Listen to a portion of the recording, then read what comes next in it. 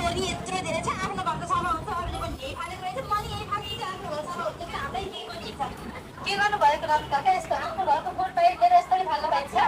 मैले फोहोर बाटोमा फालेको हजुरको घरमा आएर फालिन्छु र हजुरलाई किन टाउको दुखाइ भयो विद्यार्थीहरू आउँछन् यो फोन कसले गरेको होला फेरि आए नभन्दा चल्ला बाटो उनीहरू ए काका तपाईँले के भन्न खोज्नु भएको हजुर जस्तो कुद्ने मान्छेले यस्तो भन्न मिल्छ विद्यार्थीहरूले यति चित्र छ भने हजुरमा चाहिँ त खै काका यसरी बाटोबाट प्रदूषण गर्दा हामीलाई नै गाह्रो पर्छ पछि गएर ए जामे एउटा फोहोरले के गाह्रो पर्ने हो र तिम्रो पनि नचाहिने कुरा गर्दै छोड्नु नानीहरू यस्तो मान्छेको सम्झाएर केही फाइदा छैन तिम्रो विद्यालय सुरु हुनु भयो त विद्यार्थीहरू विद्यालयतिर जान्छन्। यसै गरी रामु काकाले प्रत्येक दिन कहिले यता कहिले उता त फोहोर गरिरहन्छन्। उनले फोहोर यता र उता गरिरहन्छन्। हेर्नु न मलाई सन्चो भएन यता आउनु न मलाई हेर्नु न म त उठ्नै सकिनँ सन्चो नभएर रामु काकाले छोराले हात बढाउँदै नमस्ते डाक्टर सर बस बस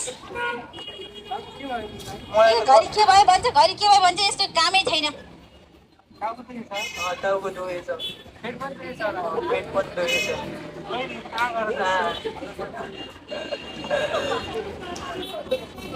भान्तो हो कि साँच्चै हो कि यसलाई के भएको हो हेरिदिनु त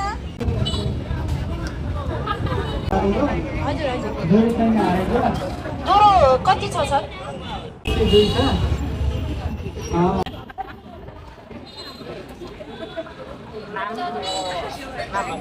यसको नाम कृष्ण अधिकारी हो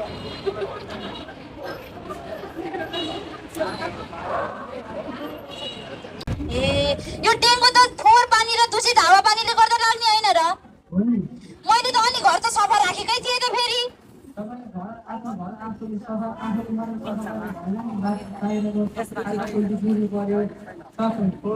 गर्नु पर्यो घर बाहिर पनि सफा गर्नु पर्यो नि त आफ्नो घरमा त सफा गरेर भएन नि त्यही भएर चाहिँ नि बाबुलाई डेङ्गु भएछ बाबुलाई एक दुई दिन भर्ना गर्नुपर्ने हुन्छ बाबु आत्तिएछन् भर्ना गर्नुपर्छ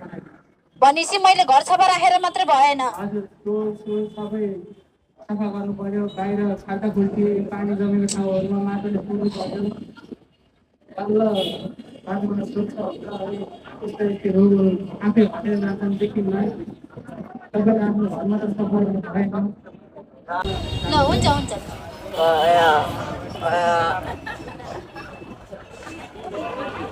म बस्नुपर्छ डक्टर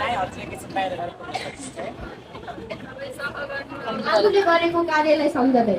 ए मलाई त अरूले भन्थे कि मैले यसरी फोहोर गर्नु हुन्न भनेर मैले आफ्नो घरको फोहोर त सफा गरेँ बाहिर बाहिर जताततै फोहोर फाल्दै हिँडेँ फोहोर गर्दै हिँडेँ अहिले मेरै कारणले मेरो बाबुले यस्तो भयो